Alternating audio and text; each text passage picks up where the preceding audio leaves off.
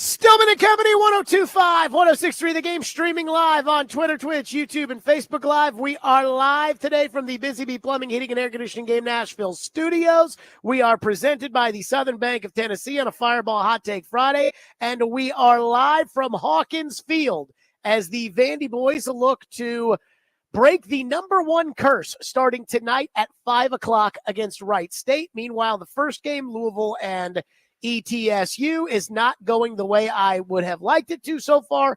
In the bottom of the third inning, ETSU is up 2-0. Jake Lyman is in today.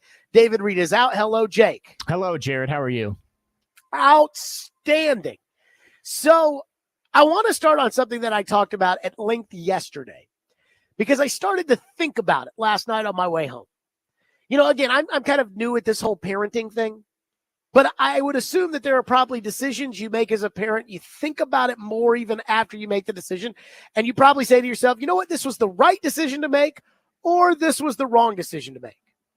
So yesterday, I made the comment that I believe that Brian Callahan should make a statement by naming the captains for the upcoming season when the Titans name the captains of Cam Ward, Calvin Ridley, Tony Pollard, Morgan Cox, Amani Hooker, Cody Barton, and Sebastian Joseph Day. Nope, not Jeffrey Simmons. Since Jeffrey Simmons has decided to skip the OTAs, in spite of the fact that Callahan's big change after being absolutely atrocious last season lies within the intangibles and of accountability, leadership, and teamwork. We're all going to put our hands in the middle, team on three, and this is going to be what takes us to the next level, only for Jeffrey Simmons to say, I'll go do things on my own. And I made the comment that Floyd told me when he was general manager that the players used to vote on team captains, but he counted the votes. I was like, so when you were GM, you know, how did they go about team captain? How did they do this? He said the players voted on it, and I counted the votes. He didn't say, yeah, if I didn't want so-and-so to be team captain, they weren't going to be team captain, but he said it. So Callahan could, quote unquote, count the votes and name Sebastian Joseph Day, a player who is clearly inferior to Simmons, but is still solid and seems to stand for all the right things, a team captain. He could just pull the switcheroo. Again, the players voted on team captains. Cam Ward, Calvin Ridley, Tony Pollard, Morgan Cox, Cody Barton, Amani Hooker, and Sebastian Joseph Day. Bravo. And it's like I said to TD yesterday, it's clearly going to piss Simmons off if he's not a team captain. Simmons is as entitled as they come. He absolutely probably thinks, I've been team captain, I need to be team captain. So I actually thought more about it yesterday. And I said, you know what? If Brian Callahan were to hide behind the, hey, your teammates voted for it, that might make Simmons mad at his teammates.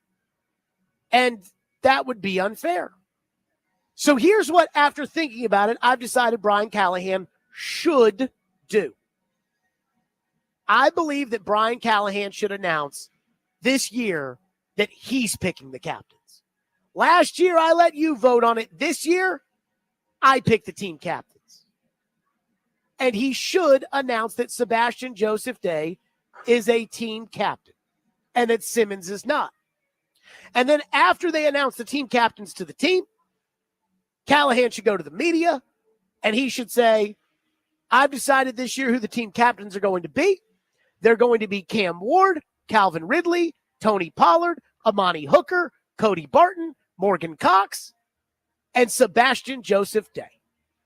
So that way, everybody, the team, Simmons, the media, the fans, everybody knows who's in charge. Brian Callahan. Because the way I look at it, and I mean this with all due respect, Brian Callahan has yet to put his foot down, at least publicly, as head coach. I keep thinking about last year. Yeah, he sat Will Levis on the bench. He sat PT on the bench. He put some guys in, took some guys out. but he's never disciplined a player. He's never kicked somebody out of practice. Calvin Ridley bitches about not getting the ball enough, even though he got 9 targets. And what do they do to start the next game? They placate Calvin Ridley and they throw the ball in his vicinity. DeAndre Hopkins throws a temper tantrum on the sidelines. What do? They go to the media. They lie about it, saying, oh, no, I was told he was hurt. And then they trade him 3 days later. I'm not even sure that Brian Callahan has actually fired a coach. Yes, they fired Colt Anderson. But it was so weird how they did the whole thing. They hired Bones Fossil first, and then there were reports at the time they were actually trying to keep Colt Anderson on the staff because, once again, Brian Callahan just can't hold people accountable, or at least it looks like to me that Brian Callahan can't hold people accountable. I'm sorry. I'm telling you what he needs to hear. Brian Callahan needs to show some authority. He has been the head coach of the Tennessee Titans for 18 months. And I'm not sure I've seen him lay down the law once. And it made me realize, again, I like Callahan. He is a good guy. He's a good guy. He's got a good family. I don't know him that well, but I know him well enough to know he's got a good heart. He's a good guy. I want to see him do well. But this is football. And I'm starting to think that Callahan as the coach is like having Marcus Mariota be your head coach. Marcus Mariota, and I think every single person who covers the team, Corey Curtis is going to be on later. I bet you he'll tell you this. Marcus Mariota is one of the finest individuals that you will ever meet. I don't think TD would dispute that. I don't think Paul would dispute that. I don't think Joe would dispute that. You know, the people that really covered those teams where Mariota was the quarterback. And yet, does Marcus Mariota have inside of him what it takes to be that leader at quarterback? And you need the same kind of leadership elements, the ability to hold those accountable. You need that as a head coach. And just like I don't think Mariota has that dog inside of him, I'm hopeful Cam Ward does. I don't know that Brian Callahan has that dog inside of him. I kept thinking last season, and again, it's unfair to do this, but this is the reality. There are a lot of criticisms I have of Mike Vrabel and a lot of criticisms that you had when it came to Mike Vrabel. But that day on the practice field that Jeffrey Simmons, 5 minutes into wearing pads, threw a punch, Mike Vrabel would have kicked his ass out of practice, and everybody knew it. Not Callahan. Calvin Ridley's complaining about not getting the ball after the team loses by 3 points. You think Mike Vrabel would have put up with that? DeAndre Hopkins throwing a temper tantrum on the sidelines during the game. You think Mike Vrabel would have been okay with that? So here's the opportunity for Brian Callahan. Again, at some point, you have to lay down the law. At some point, you have to make people respect that if you cross them, that you will do something about it. Jeffrey Simmons, and to be completely fair, I don't know if Simmons just said, screw the team building, screw the accountability, screw all those things Callahan's preaching. I'm not worried about that. I'm going to do my own thing. I'm not sure that's what happened as much as I just don't know if Simmons is aware of how the optics make him look when the coach got up there last week and basically preached that this offseason program was going to be the revelation that saves this franchise. But there's no doubt about it. Simmons has embarrassed Brian Callahan after, again, last week's whole teamwork and accountability spiel. And so Callahan can strip Simmons of the captaincy, which, again, I don't think Jeffrey Simmons should be a captain.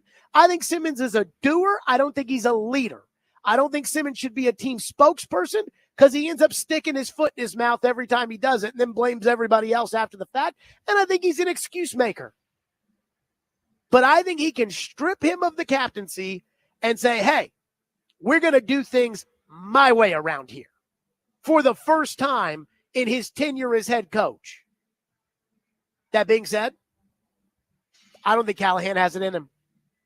And that's why, again, as much as I like Callahan, as much of a good guy as I think Brian Callahan really is, I mean, I think Brian Callahan is a solid dude. If I had to bet on it, I'd bet against him. Because, again, it's like Mariota. I love Mariota. If he's playing quarterback, I'm putting my money on the other team. Because I just don't think Callahan has it in him. 615-737-1025. That's how we're starting today. 615-737-1025. Plus, speaking of accountability, there's one thing this week that both Callahan and Denard Wilson have talked about that just, does it have to be this rainbowy? We'll get to it next. Stillman and Company on a Fireball Hot Take Friday, 102.5, 106 for the game.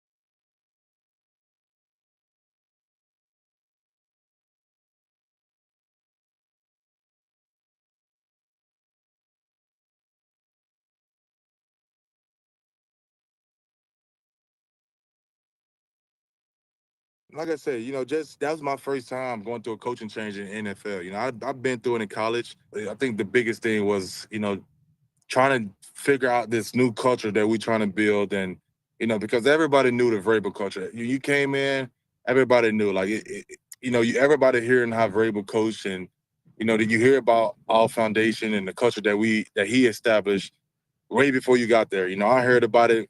They said when I first got drafted, people were telling me about Vrabel, this and that, I'm like, okay. But when I got there, it made even more sense. And I was under there for 5 years. So I think that also was not even, I wouldn't say a shock. It was more like, now it's time to really adapt to this new culture, being there doing OTAs and figure out, how Cali want things. And I think even with me and Cali, we had a great conversation at the end of the season just about how things could get better, as a team and as a head coach. And, he's one of them guys that want to be a great head coach in this league. And, I can see that happening. So, you know, and one of the things I always say, even throughout the season when things was getting tough, like, I told the media and I told you guys that I believe in what Cali preaching. I believe in Denard and everything they telling us that, we're going to get to that point eventually. There you go. That was Jeffrey Simmons on Jill Jelnick's Nashville Game Changers podcast. And he's like, Callahan and I had a long talk at the end of the season, and I'm in his corner 100%. And then Callahan rolls out this new offseason accountability program, and Simmons is like, nah, screw it. No, not interested. Not going to be there. And it really makes it hard for belief. It makes me feel like the Titans. And I always compare everything to weight loss because it's kind of easy to do that. But we've all had that friend that, like, I'm going to lose weight. I promise I'm going to lose weight. Yeah, I'll get pizza, fries, and Coke. Are you sure? And until Brian Callahan shows me that he can hold people accountable, I just have to assume that he can't. Because last year, he didn't hold anybody accountable. They'd struggle in 7-on-7 during the offseason, and he gets up there and was like, hey, Denard's defense is really, really good, even though when they got into the season, it was obvious that Denard's defense was not really, really good. They'd struggle against the Seahawks, and he said, well, it was hot outside. They'd struggle on special teams, and he'd go to the wall for Colt Anderson. And I understand being positive is important, but there is a difference between head coach and daycare director. And I'm just not sure that Brian Callahan understands that. And I think the perfect example I have is that of L'Jarius Sneed. So L'Jarius Sneed, again, if you'll remember, the Titans made the trade for L'Jarius Sneed. He had bad knees. They said, no, you'll see. And then Sneed, 5 miserable games into the season, was out for the year with what they originally said was a quad bruise. Then they put him on IR and said it wasn't just a quad bruise, but it was a quad strain. Again, people were telling me it's the quad, it's not the knee.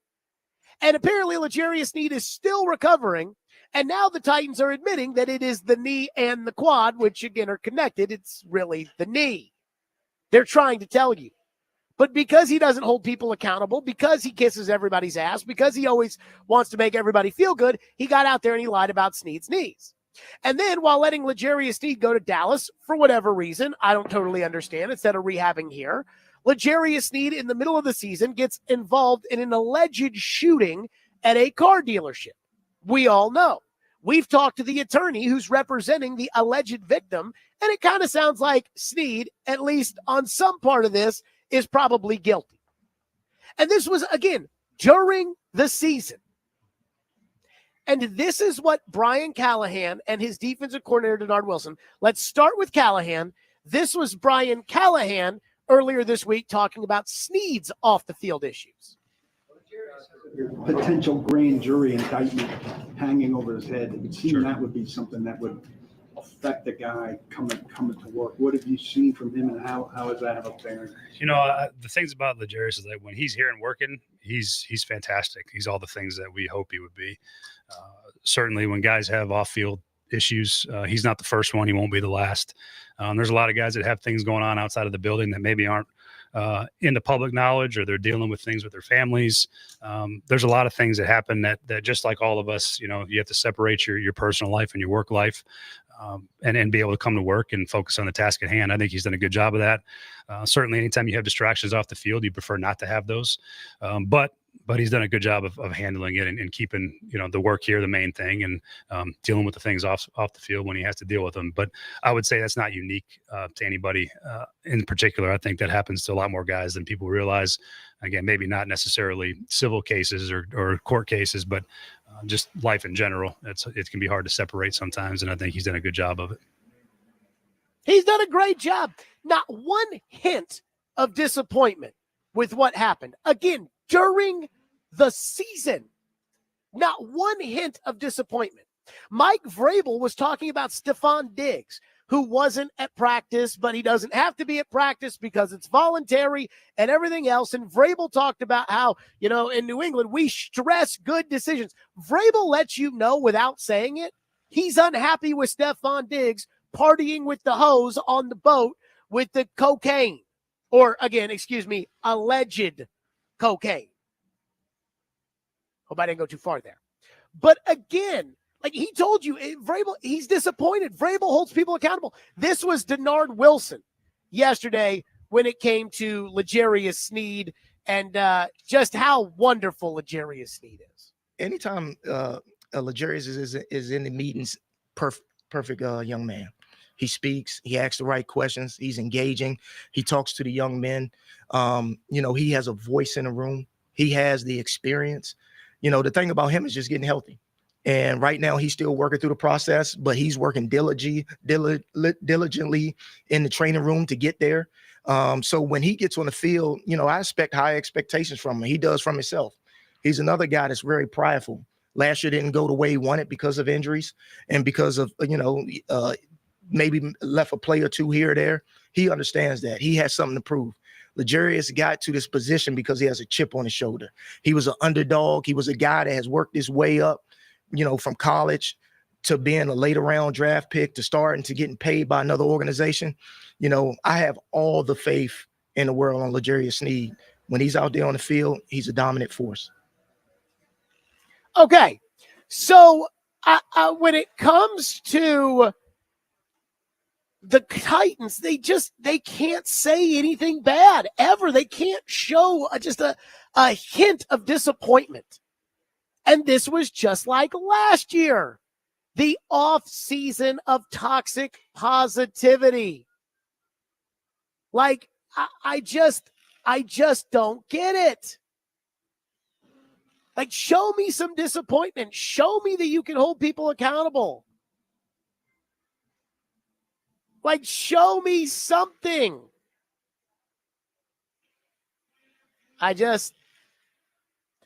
Again, I said this in the first segment. Until Callahan can put his foot down with anybody, can show some unhappiness with anybody, I'm going to have a hard time believing there's going to be any real change. And I'm not saying you have to be Vrabel, where you have to be upset about everything all the time. But don't you have to call a spade every now and then? And the Titans just can't do it. 615-737-1025 is our phone number, 615-737-1025.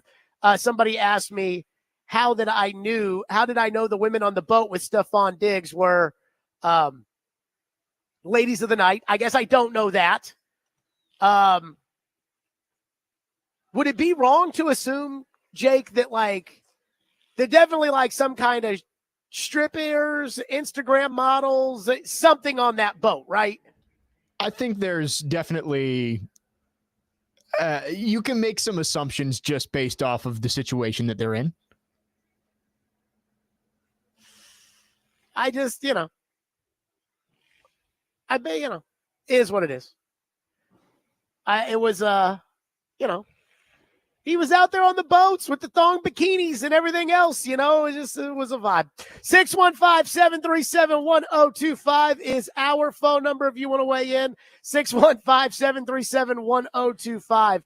And when it comes to holding people accountable, and I know Belichick is out there, but I have heard some Belichick stuff that I'm like, if he can do this, can't Callahan kind of do some of it?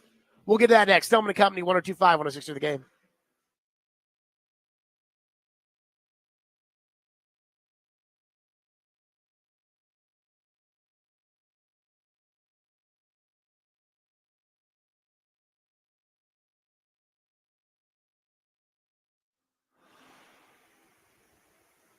Let's talk about Fireball Cinnamon Whiskey. Nothing goes down as smooth and tastes as great as ice-cold Fireball Cinnamon Whiskey.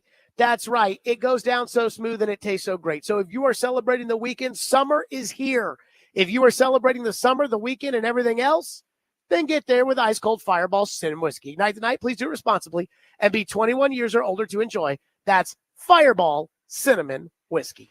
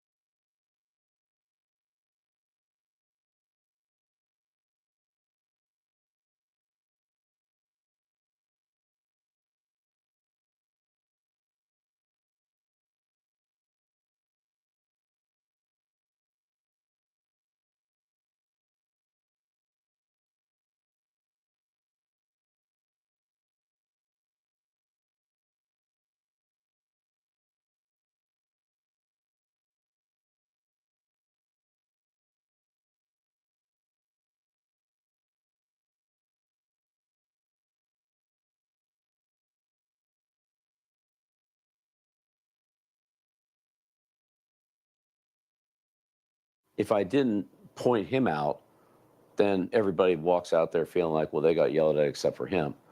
But when I could, make points to Tom, then Tom could say, hey, fellas, look, he got after me too. He got after all of us. We got to get it going. And I learned that from Coach Knight. Coach Knight did that with Jordan in the Olympics. And he told Jordan, I'm going to be on you. I'm going to be on you hard, especially on defense, because I know you can take it. Jordan says, bring it on. I just want everybody else to play better. Bring it on.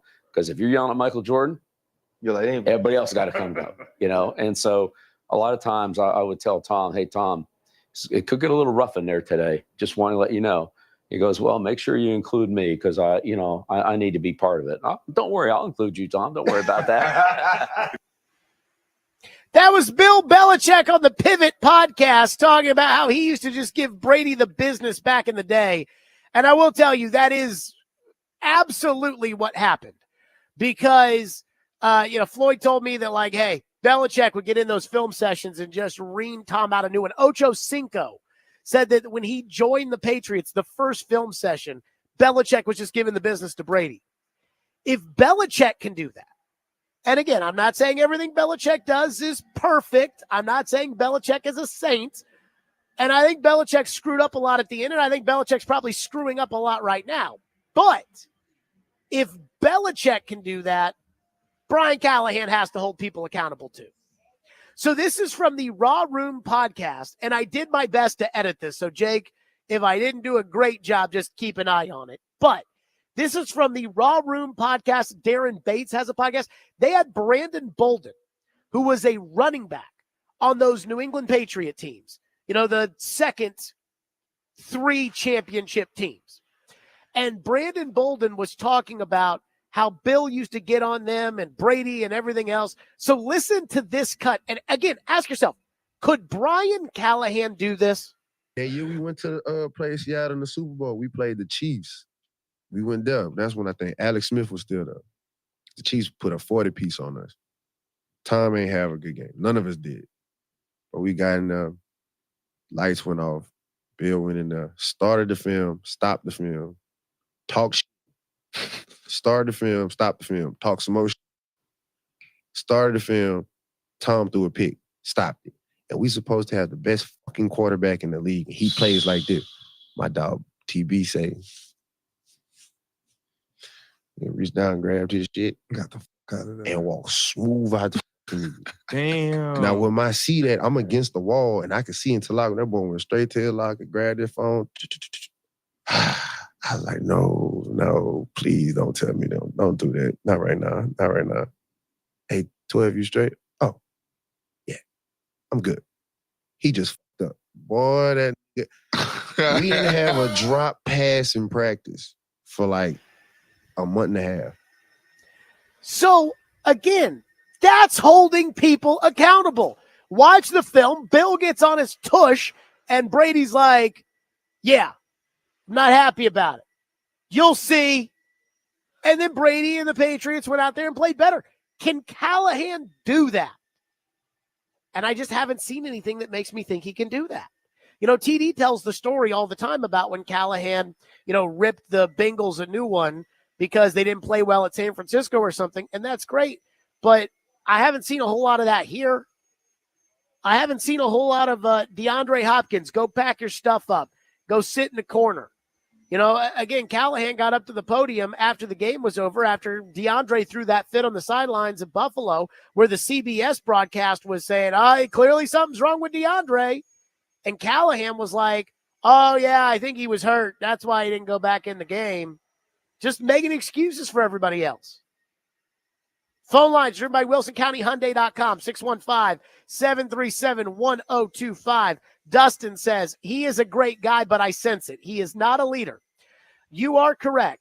He and Kevin Durant do not have that dog, the it factor, the alpha male attitude. Callahan will not be here after this year. He's too soft-spoken all the time and makes excuses for his guys.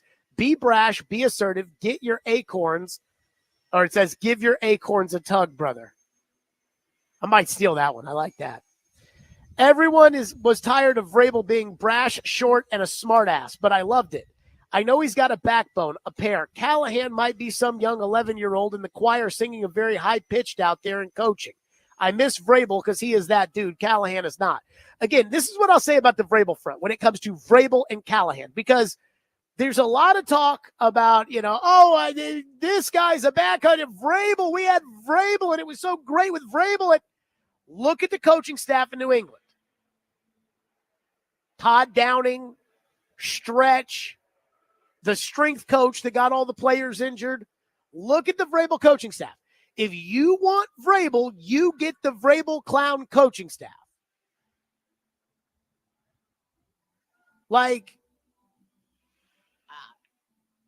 Again, that's what you get. So I would say Vrabel, it was time for Vrabel to go, and they should have fired Rand at the same time, and they absolutely blew it by not doing that because their heads, again, talking about the Titans, were so far up their own rear ends, and they absolutely blew it, and they shouldn't have done that. They should have fired them both, but I'm not missing Vrabel around here. And I think Vrabel's a good coach. But that is what happens is when you fire a mean coach, you always go out and hire a nice coach. And then the Titans are going to fire Callahan if he can't hold people accountable, which again, I said if he can't hold people accountable, they're going to fire him. And then he's going to go out there and they're going to go hire a mean coach because that's what you do. One texter says, as much as you get on my nerves, I totally agree with you about Callahan. Another question, did the receivers look faster than they did last year? I kind of felt like Io Manor and DK looked like NFL receivers. You know, they didn't look like great NFL receivers, but they looked like NFL receivers out there. Van Jefferson. I was surprised by how big Van Jefferson looked to me. I mean, I'll just tell you right now, again, it was one OTA. So it's not like I can sit here and give you a total evaluation of everything. I think Van Jefferson is probably going to make the football team. So that would be 5 receivers before we get to anybody else. You know, Prochet, Oliver, Restrepo, etc. But I definitely took notice of Van Jefferson. Van Jefferson's a big guy. Did they look faster? Hard for me to be able to tell that. One texter says, everyone else doesn't enjoy toxic negativity, just you. You don't have to be an a-hole to get your point across. Well, I just don't think that Brian Callahan's doing any getting his point across. Again, last week, his whole point was, you know, we're going to have this offseason teamwork and accountability, and guys are going to buy in. And this is going to translate to the football field in the fall. And you will see. See, I don't believe that this stuff is going to translate to the football field in the fall. I think that that's like, you know, the corporate team building stuff you have to do on a retreat that you really don't want to do. That's what I think that is. But he thinks this is going to work. And then Jeffrey Simmons blows it off. It's hard to overlook that. Texter says, when do we expect L'Jarius Sneed to get suspended? It's a good question. I don't know. You know, some people say that they won't suspend him. I think they will suspend him. You know, I keep going back to that Denard Wilson cut that we played, where Denard Wilson was just, oh, man, nobody works harder than L'Jarius Sneed. Nobody has a higher expectation for themselves than L'Jarius Sneed. He's working diligently to get back out there every day. He's great in the classroom. Does it really feel that way? You know, again, take one of these just relentlessly hard workers. One of these guys that we know, Derrick Henry. He's a relentlessly hard worker. Let's take him. If you found out that Derrick Henry was hurt and was allegedly involved in a car shooting, a car dealership shooting, as L'Jarius Sneed was allegedly involved in, A, how shocked would you be? And B, would you really expect that Derrick Henry wouldn't be, you know, oh no, my quad's hurt, my knees hurt, I'm out here getting the recovery that, you know, it's not like, and again, I'm not friends with Derrick Henry, but I got to assume Derrick Henry has a life outside of football. So when Denard Wilson just tells you, oh, he's working so hard. Oh, Sneed, he's so dedicated. Oh, he has such high expectations. Oh, I mean, that sounds nice, but it looks like Sneed took you guys for a cash grab, got his money, and, you know, whatever you guys do, I'll be out here in Dallas, which, again, is not the Derrick Henry way. One person says it's unfortunate that they overcorrected with Rand Carthon and Brian Callahan. I want Brian Callahan to succeed, but you rarely hit the nail on the head with a rebound. I mean, you can absolutely have fire a coach who you really, really like and try to go out and hire the opposite, and it can work. It can. Doesn't always work, but it can work. But I would agree with you that they cared too much about people in the building being happy. And I don't mean being happy so that it would be I mean, like, again, everybody, are you having a nice, young, sunshiny, rainbowy day? Albert Breer said to us at the Super Bowl, and I think we've got that cut somewhere, where he said, this is Albert Breer, who I think of all the insiders has the best information. Albert Breer said on our show in the Super Bowl, this is going to sound so stupid, but from what I was told, Amy wanted the building to be a happier place. Well, that's how you get Brian Callahan, who won't tell anybody that they need to do their job better. Wes in Hermitage says, I can't take any Titans fans seriously that don't think that Jeffrey Simmons missing camp is a big deal. It absolutely is a big deal. The pure lack of leadership and professionalism that Simmons is carrying could be toxic in the worst way. I mean, my issue with Simmons is I think Simmons is so unaware. Like, Simmons doesn't put up stats. When you're paid the money he's put up, you're expected to put up stats. He doesn't put up stats. Then he makes excuses for why he doesn't put up stats. So now he expects all of us to sit there and say, oh, okay, well, Jeffrey said he was double teamed, so we should just accept that. Like, brother, this is the NFL. Nobody accepts any of that. And then he says things like after the game, he plays team spokesperson and says no one runs the ball in the Tennessee Titans. And then they run the ball. Malik Willis and Josh Jacobs just run the ball right up his tush. And it's like, well, don't blame me. You don't get it both ways. And I think Simmons is always looking for it to be both ways. 615-737-1025 is our phone number. We are live out at Hawkins Field, where once again the Vandy boys are going to look to try to break the number one curse. The number one seed in the baseball tournament. Their game is at 5 o'clock today. Meanwhile, Louisville has taken a lead, although I won't get comfortable. Louisville has taken a 6-2 lead in the bottom of the fifth on East Tennessee State. 615-737-1025. So the Stanley Cup final rematch is set.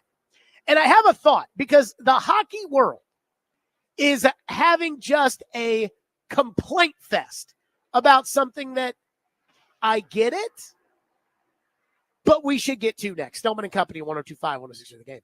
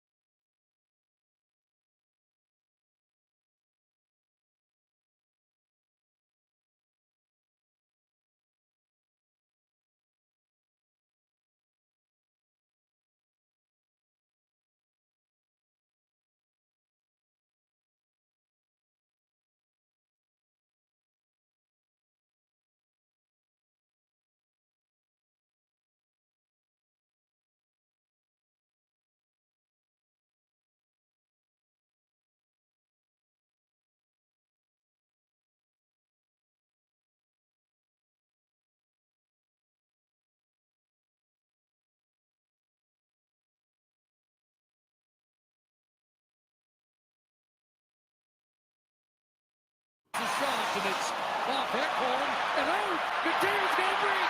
Connor McDavid scores! A silencer here for Connor McDavid. And the Oilers restore a 2-goal lead. Well, the explosiveness of McDavid again in full force. Look at the smile going to the bench. It's the block by Ekholm that creates this chance. Dallas setting up for another good opportunity with the hits, with all kinds of pressure. And watch the way that McDavid uses that pressure to his advantage. As a scorer, you're coming in with all kinds of speed. It's a tough read for DeSmith. Pull it to the backhand. As soon as you get DeSmith to go down, right there, you pull it right back.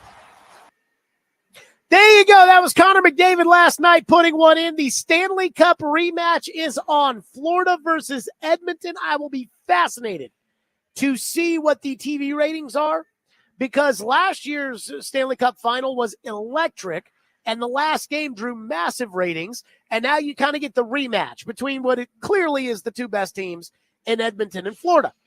But there is a hockey discussion that is kind of taken over social media. People are worked up about it. Some people are for it. Some people are against it. But there is a reality within all of these sports, but specifically the NHL, that isn't as big of a deal in the other sports, and that is the taxation. And I heard the Midday Show talking to Elliot Friedman about this yesterday. There are a lot of people that are upset that the teams keep winning in the Eastern Conference, that keep going to the Stanley Cup final. Low tax Florida Panthers, low tax Tampa Bay Lightning, Western Conference, Vegas, Dallas, etc. No tax, no state income tax. Since 2017, the Sun Belt, as it is referred to, keeps constantly getting teams into the Stanley Cup final. And one thing that is obvious is there's not a state income tax there. And when I was in Toronto over the weekend, I was talking to my buddies from college, one of whom played in the major leagues. And I was talking about the fact that, I mean, it's kind of a big deal in football. It's not really a big deal in football. Every now and then it comes up during NFL free agency of, no state income tax in Tennessee. But it is a massive deal when it comes to hockey. And here's why. Number one, the mentality of the player. The football player mentality is, I want to be the highest paid. That is always something you see.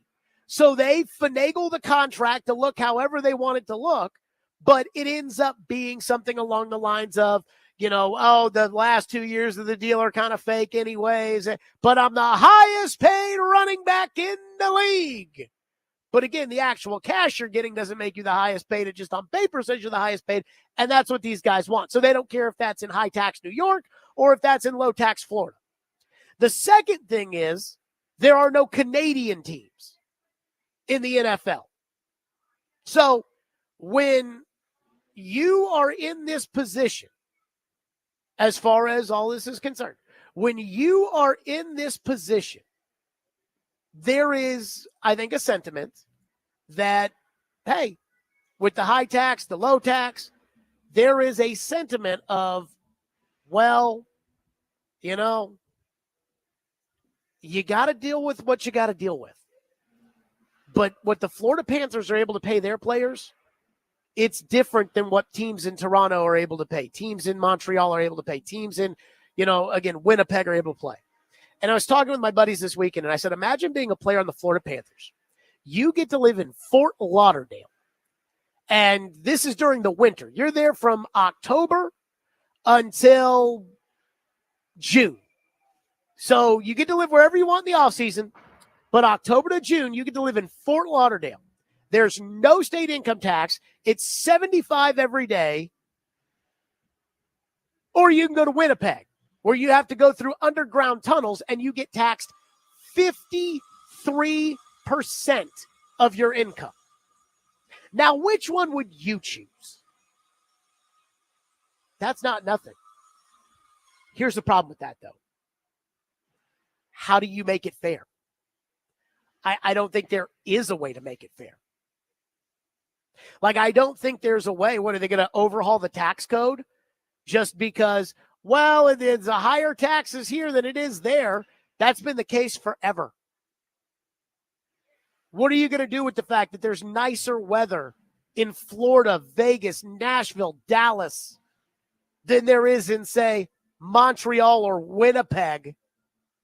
What are you going to do about the fact that some of these cities kind of stink? I mean, if I was a baseball player and I had my choice of where I could play, and it's like, yeah, I could play in New York, I could play in LA, I could play in Miami, or I could play in Milwaukee. I'd probably pass on Milwaukee. That's always been the case. It's not a coincidence, in my opinion, that the no state income tax teams are constantly winning. But it is, I think, something that is kind of irreparable. You can't fix it. You can't make it fair. You just have to deal with it. And here's where it really matters. Where it really matters is, for instance, Sam Reinhart or Sam Bennett, one of these guys that, gets to free agency or got to free agency. The Florida Panthers can look at him and say, hey, our $8 million, our $9 million is as good as $13 million to them. That's where you end up saving on the player.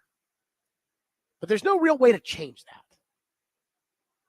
And at the same time, Edmonton has high taxes, and I'm not sure anybody'd want to live in Edmonton, by choice. But guess what? They're in there. And why are they in there? Because they got the number one pick when it was Connor McDavid. That's why they're in there. Wesson Herman says he's trying to buy tickets for tonight's game. Is it seriously sold out? Yes, it is seriously sold out for tonight's game, unfortunately. Just telling it like it is. 615-737-1025, which is our phone number, 615-737-1025. Coming up next, so the SEC spring meetings are over, and it is obvious where the SEC coaches and its commissioner sits. It's obvious where the ACC and the Big 12 sit. It's obvious where the Big 10 sits. The SEC ADs, not so much. We'll get to that next. Stillman and Company, 102.5, 106.3 The Game.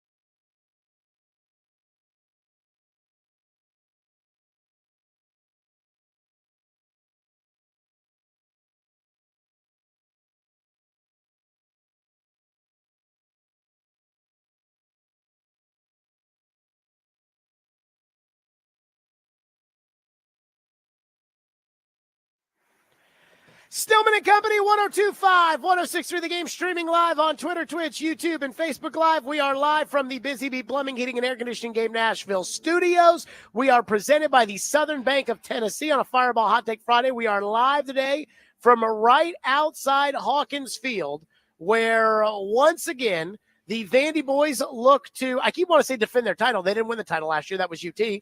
But they are the number one seed in the tournament, and they look to break the curse and get to the Super Regionals. And Vandy Baseball is brought to you by Ponce Law, Justice for All, proud sponsor of Vanderbilt Baseball. Anchor down Ponce Law from courtroom to ball field. Preparation wins every time.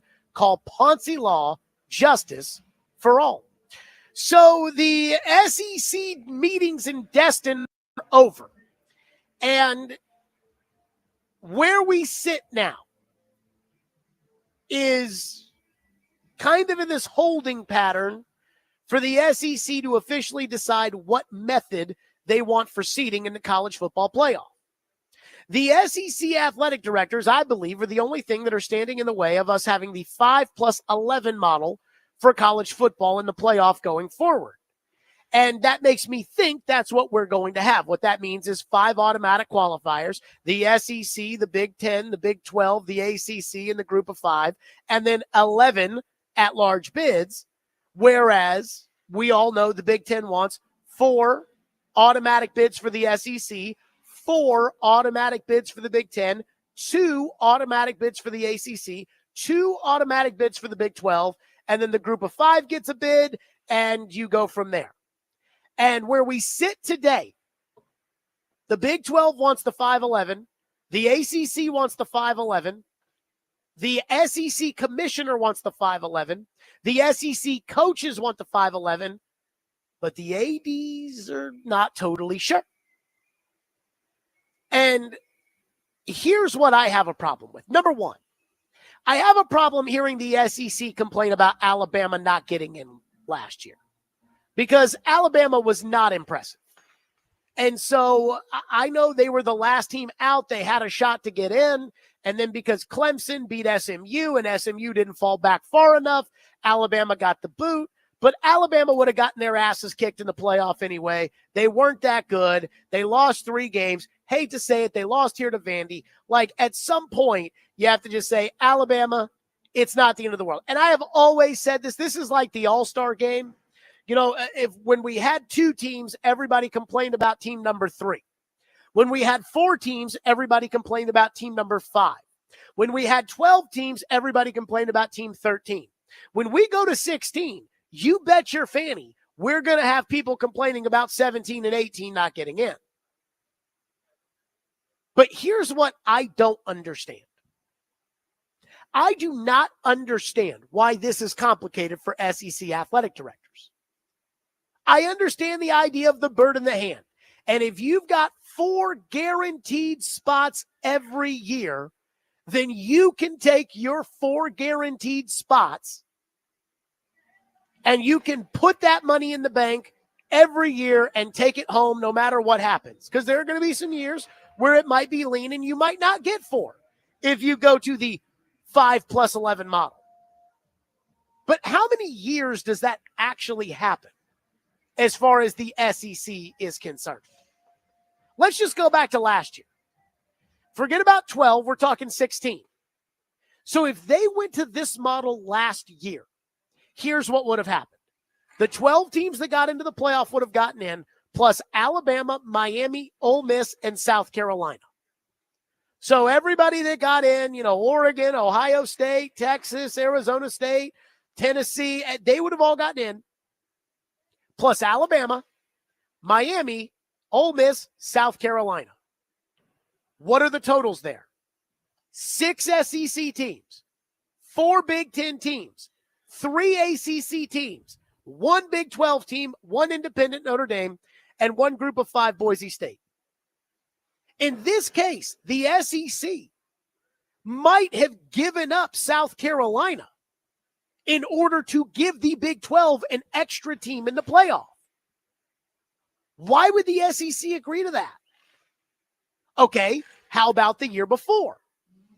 So the year before, And again, this is a little different because Texas and Oklahoma were technically in the Big 12 and they played a Big 12 schedule and not an SEC schedule. So it's off a little bit. But the year before, the SEC would have had Texas, Alabama, Georgia, Missouri, Ole Miss, Oklahoma, and LSU, all in the top 16. Notre Dame, who was 16th in the final college football playoff ranking, would have been kicked out in favor of 13-0 Liberty. Because, again, that's the group of 5 team. Again, Texas, Alabama, Georgia, Missouri, Ole Miss, Oklahoma, LSU. That's 7 SEC teams that would have made it. So, again, why are the SEC athletic directors sitting around, kicking around this idea of the 4-4-2-2 model and saying, oh, we at least get 4 teams in? You're going to get 4 teams in every year. You're the SEC. Why would you do that? And the commissioner, he gets it because they've done all the research, and all the research shows that every year you're getting those teams anyway. Every single year, you're getting those teams. Sees it every time. So I don't get it. Again, that's their business, not my business. But give me a break here when it comes to the SEC athletic directors even thinking, entertaining this Big Ten offer. Here's why the Big Ten wants to do this.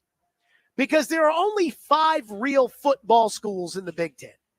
Ohio State, Michigan, football schools, we know.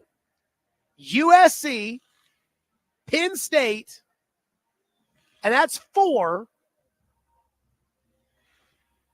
And I feel like I'm leaving. Oh, Oregon, 5. So, and in a given year, those are probably the 5 teams that have the shot at making the playoff. So, again, like, I get why the Big Ten wants 4 teams, and the Big Ten is promising the ACC and Big 12 2 teams because they're saying, just be happy with it. Here's why the Big Ten wants this. Have you seen the schedule that is coming out as far as the Big Ten is concerned? The Big Ten, they signed that big TV deal with CBS and with NBC for the second and third game every week. So Fox gets the number 1 game. They put it on at noon. Jake, have you seen the first 4 games on CBS for the Big Ten next year? Yeah, it's not good. Nevada, Penn State, Oklahoma State, Oregon, USC, Purdue, Michigan, Nebraska. Now, how many of those games are you excited to watch? And so the Big Ten knows our secondary schedule kind of sucks. So here's what they're going to try to do. Fox gets the Big Ten championship game. Now, last year CBS had it, and I believe one of these years NBC is going to have it, but for the most part, Fox is going to get the Big Ten championship game. The winner and the loser of the Big Ten championship game are going to go to the playoff in the 4-4-2-2 model, which means that they can then take 3 versus 6, and they can take 4 versus 5. Now, if you're the 3rd team in the Big Ten and you lose to the 6th team, you don't deserve to make the playoff. One of those games goes to NBC. One of those games goes to CBS. The Big Ten knows their secondary games, the SEC secondary games, are good enough for this kind of package. The Big Ten secondary games are not good enough for this package. So what they're trying to do is they're trying to create 2 playoff games of their own that they can then give to CBS and give to NBC and eventually ask CBS and NBC for more money. So they're going to give it to them so that they can. Why would the SEC give that to the Big Ten? Why would the SEC do that? I mean, in all seriousness, I'm trying to figure out why the SEC would do this as compared to the Big Ten. I mean, excuse me, as opposed to the Big 12 and the ACC. Because if you're the ACC, last year you got 2 teams in. And under this model that everybody wants, you would have gotten 3 teams in last year because Miami would have been in there. But the Big 12 would have only gotten 1 team. If you're the ACC, you're guaranteeing yourself 2 teams. I'm not saying I would do that because I think it's stupid, but at least you get something out of it. The SEC, I don't understand what the SEC gets out of that. And again, CBS, again, the people that make these decisions make millions and millions and millions of dollars. But the second that the SEC took the money from ESPN, why did CBS not go save the Pac-12? If I'm CBS at that very moment, I would have taken the money that I had budgeted for a new SEC deal and I would have given that to the Pac-12 to just stay alive. USC, Oregon, UCLA, Washington, you guys stay, and the Pac-12, we're going to have the Pac-12 game every week. Now, you're not going to like it because you're going to be playing at noon every week, that 3:30 slot, but you're going to be playing every week on CBS. And I can do, hey, Colorado at USC. I can watch that game. I'm not watching Nevada versus Penn State. Sorry, Gary Danielson, whom I love. I'm not watching it. So that's kind of my rant there on where we stand with college football. 615-737-1025, which is our phone number, 615-737-1025. Corey Curtis, News 2. Simmons not at practice. He reacts to that next. Stillman and Company, 1025, 106 The Game.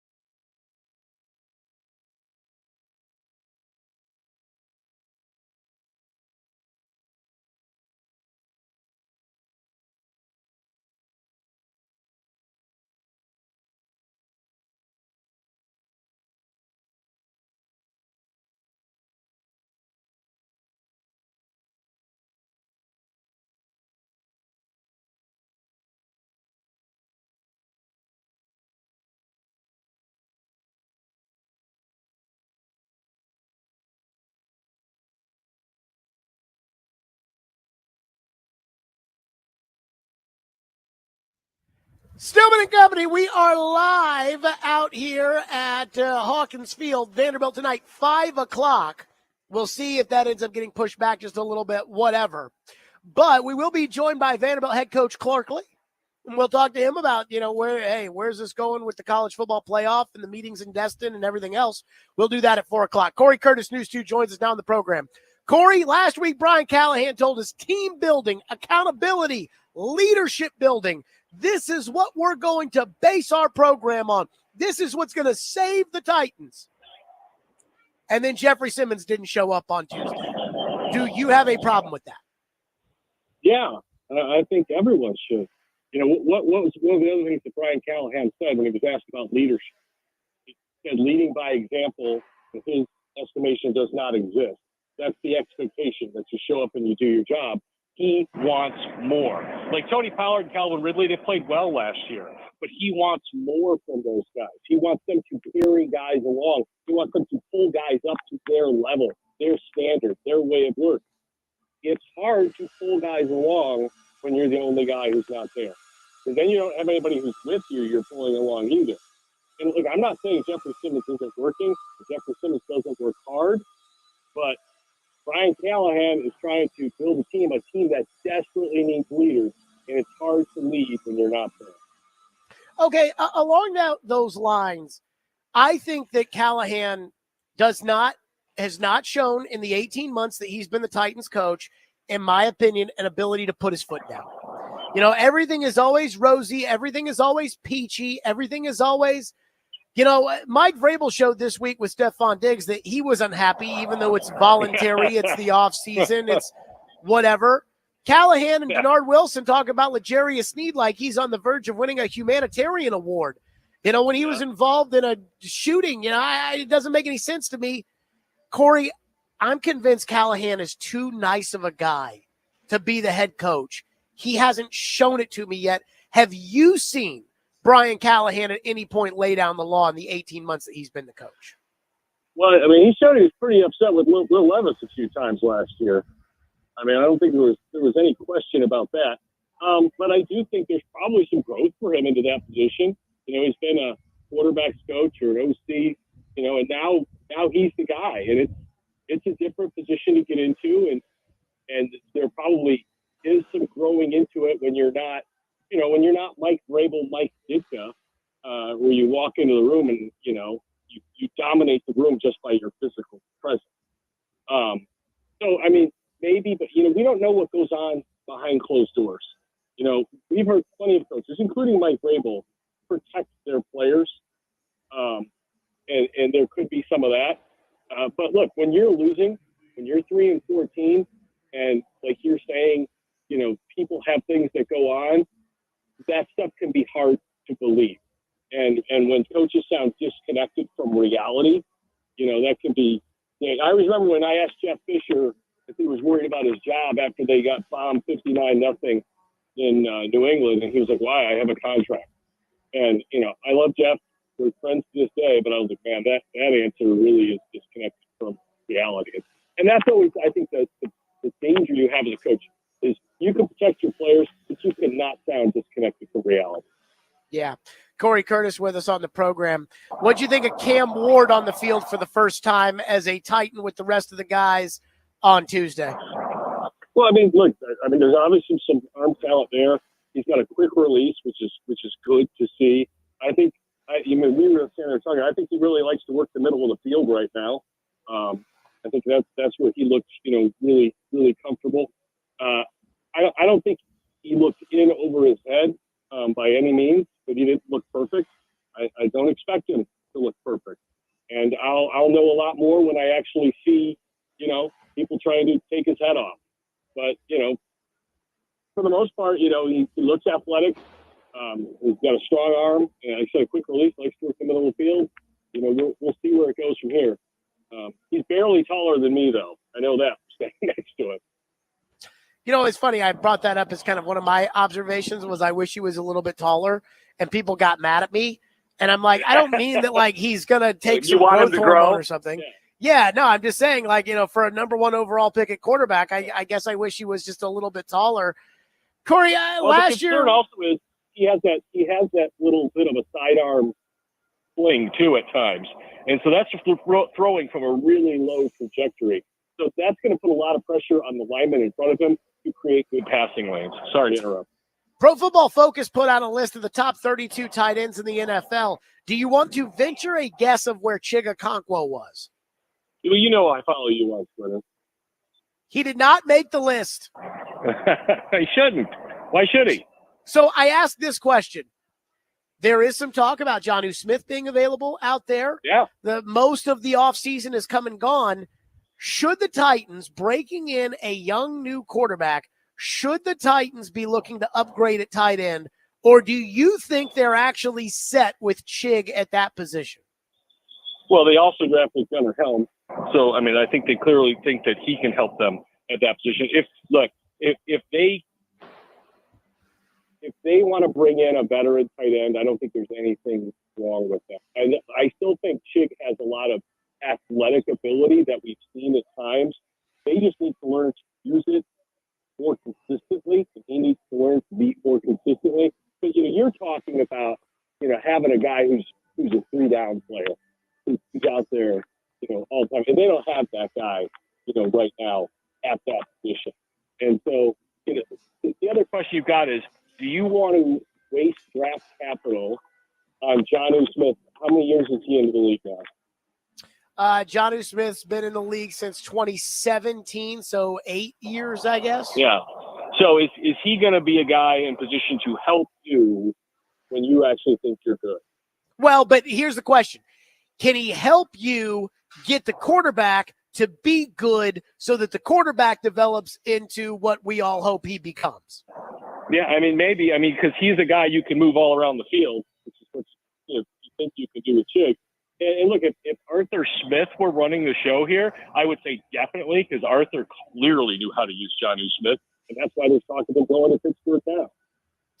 When it comes to the Titans, Corey, where are you optimistic with this team? What did you see on Tuesday? Is there anything that kind of piqued your interest to say, okay, they got something cooking there? I like the young receivers. I like DK and Iomanner from what I saw. I mean, it's hard to say, but, Iomanner looks the part. He's a big, strong guy. We all saw the catch he made on the sideline. I think the Titans posted it on Twitter. It's a great throw and catch. So I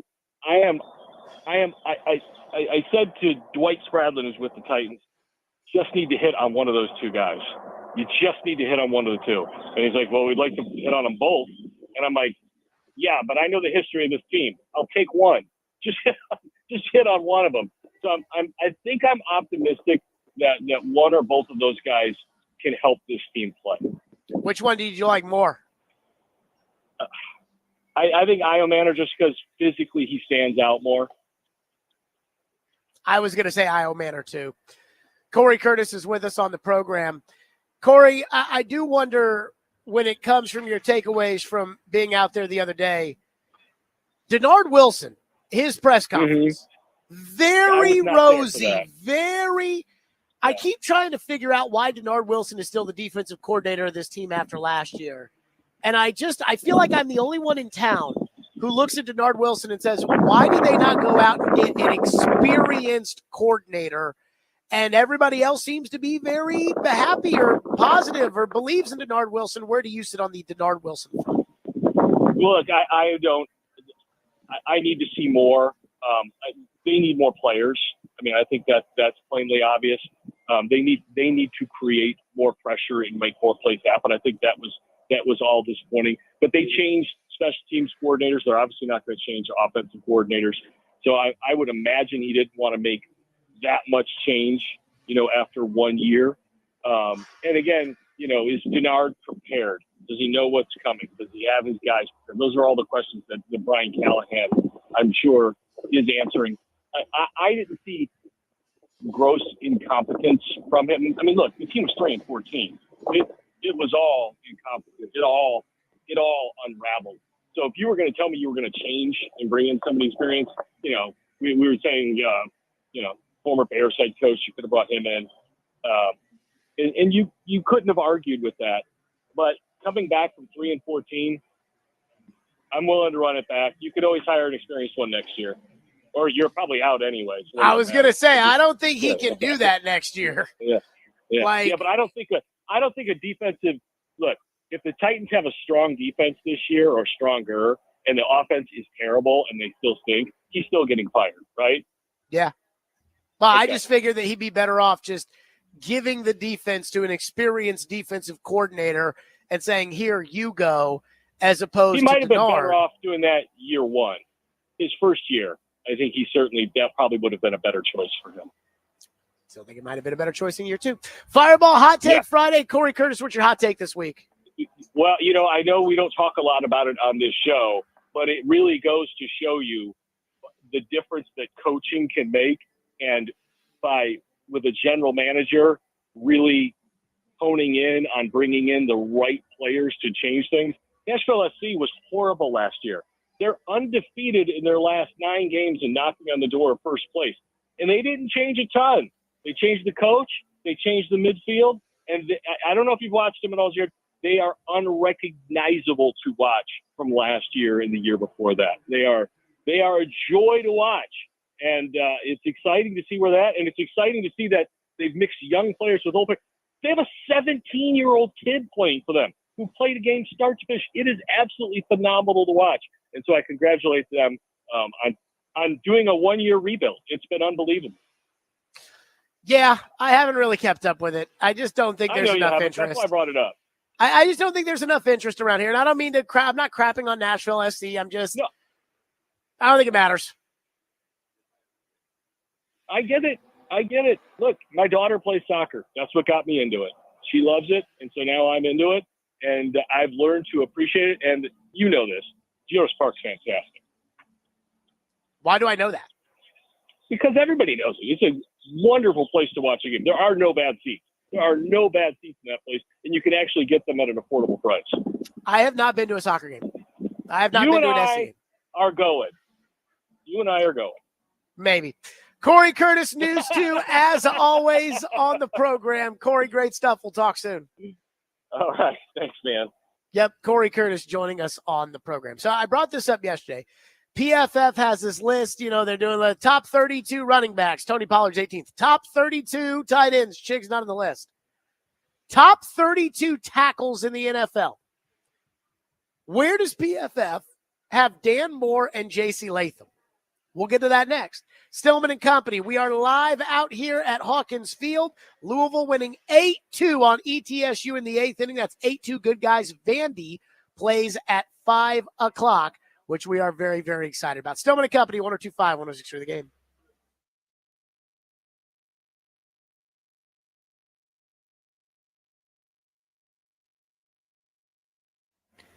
Hey, it's Jared for Hiller Plumbing, Heating, Cooling, and Electrical. I absolutely love Hiller. Why? Because they take great care of my home, and they can do the exact same for you. Nobody wants to deal with a plumbing, HVAC, or electrical emergency, and most of the time you do not know what that HVAC electrical emergency will cost, or if it will get fixed correctly, or if someone's just trying to sell you something that you do not need. When you call Hiller, their experts are going to solve your problems, and they're going to do it quickly.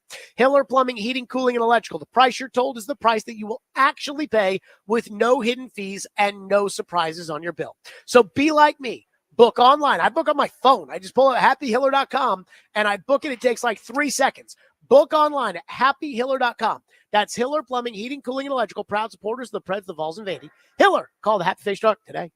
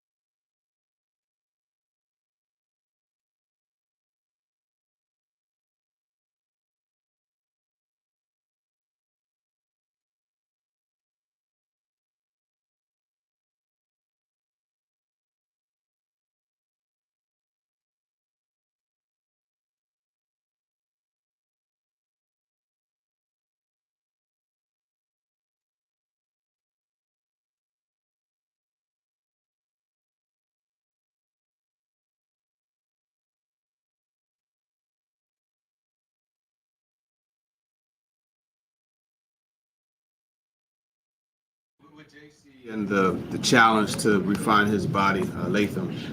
Was there a certain point during the season that you made that decision, or was that something just because I know you say you spoke to him at the end of the year? When did you kind of come to that conclusion? Well, if you ask him, I'm sure he'll tell you the same thing. Probably about the second half of the year is when it started to catch up to him. I think he realized that, what maybe worked in college as far as his weight isn't going to work at this level. The athletes are too good, the speed, the power. You have to be in great shape to play at that level for 17 games, hopefully more. There's a body type that you have to be at, I think, to physically make it through that gauntlet of players you have to play against and the physicality of the position to maintain your ability to play at a level over 17 games. I think at the second half of the year, his weight caught up to him. He wasn't as good with his feet. He didn't finish the way he's capable of finishing. And I think he watches the tape, and I think you look back in hindsight and you realize that wasn't good enough. And credit to him for understanding and knowing and actively seeking to get himself in position to be where he is right now, which I think he's in great shape. He looks a lot different physically, but you got to make those decisions as a young player. You start to realize that maybe what you got away with before, you can't get away with at this level. You have to be on top of it. And being a pro at this level isn't just about how you perform on the field. It's how you take care of your body, how you recover, how you rest. Those are probably equally as important as the performance part, and you have to have those to be able to perform. So he really recognized it, realized the where he had to get better, and he attacked it, and he's put himself in a good position. There you go. That was Brian Callahan talking about the weight loss for J.C. Latham. And I'm not knocking J.C. Latham for focusing in on his body and coming through it and everything else. But Pro Football Focus ranked the top 32 tackles ahead of the 2025 season. Yesterday they did tight ends, and we laughed because Chig Okonkwo is apparently, according to PFF, not a top 32 tight end in the NFL. So, where do you think Dan Moore and J.C. Latham rank? The answer is not on the list. Neither guy ranks within the top 32. Now, let's remember there are two tackles on every team. So a team like the Chargers with Alt and Rashawn Slater, or a team like the Vikings with Christian Darrisaw and Brian O'Neill, or the Eagles with Jordan Mailata and Lane Johnson, they'll have multiple tackles on the list. I don't expect Dan Moore, whom the Titans paid a boatload of money to, I don't expect Dan Moore to be one of the 16 best left tackles in the NFL at any point. Why? Because if you're a top 16 left tackle, you don't get to free agency. But I expect Dan Moore to be somewhere around 20, 25. Now, you may be saying, Jared, they're paying him a lot of money. Right, but that's because they didn't have a left tackle, and left tackles usually don't get to the market. The one I have an issue with is Latham. Because when you're the 7th overall pick in the NFL draft, you need to be a top 32 tackle in the NFL. And as of right now, he's not. And I think this is something we have to remember. I go back to what one of the media members said to me on Tuesday at OTAs, which was all the bad things that we said about Rand Carthon and how the Titans fought vehemently, saying that's not true, and the Vrabel people, the Vrabel narrative, it's not true. You'll see. The Titans have kind of admitted, yeah, you're right. And let me use this as an opportunity, too, when it comes to J.C. Latham. Because J.C. Latham's not a bad player. And I think J.C. Latham will eventually be a top 32 tackle in the NFL. I expect J.C. Latham to be a solid right tackle for the Titans. But a solid right tackle with the 7th overall pick when Brock Bowers is sitting there on the board, that's kind of a problem. This is why you have to be careful drafting for need, especially when you stink and you have a very high pick. The same list, the Pro Football Focus top 32 tight end list, has Brock Bowers of the Raiders as the second best tight end on the list behind George Kittle. J.C. Latham was picked 6 picks ahead of Bowers. But Latham was a need pick. And I don't think Latham will ever be the second best player at his position in the entire NFL. Again, I mean this with all due respect, and I hope the best for J.C. Latham. And it's, at this point, it's toothpaste out of the tube. It's the same with Skoronski. The 11th overall pick on a guard is a terrible decision, especially when it's the 11th overall pick on a guard who has never actually played guard before. And so when he goes to guard, he kind of sucks. At this point, it's already happened. So, if you cry about it, you're crying over spilt milk. And so I hope Peter Skoronski can be the best left guard in the league, or the best left guard he can be. But it doesn't replace the fact that that was a terrible decision.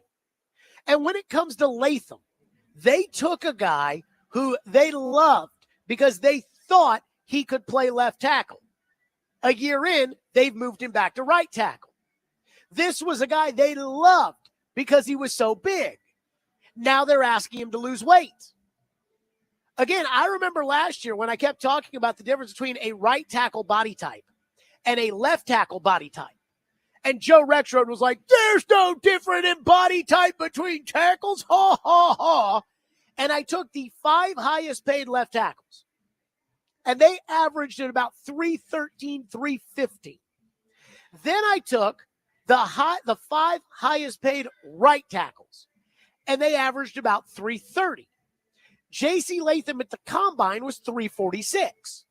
J.C. Latham apparently was 360, according to J.C. Latham, during the season. He's now 330.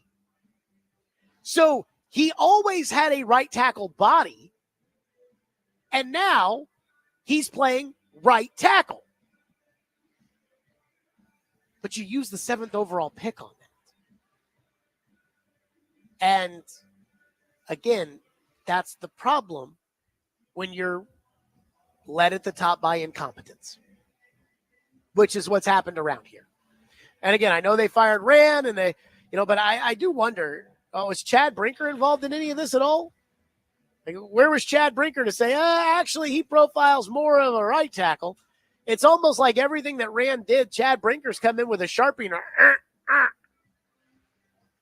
and I'm like, man, like, that's tough.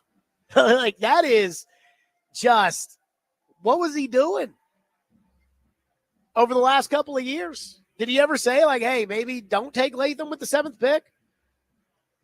Now, I expect this time next year, because Latham did lose the weight and he'll play right tackle.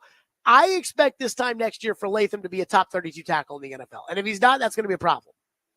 But the fact that he's not a top 32 tackle in the league right now, and you use the 7th overall pick on him, not good. The fact that you drafted him to play left tackle and now he's back at right tackle, not good. And I think it needs to be acknowledged. 615-737-1025 on our phone, 615-737-1025. Plus, a trade that I think the Titans should make. They're not going to do it, but they should. We'll get to that next. Stillman and Company, 1025, 106 for the game.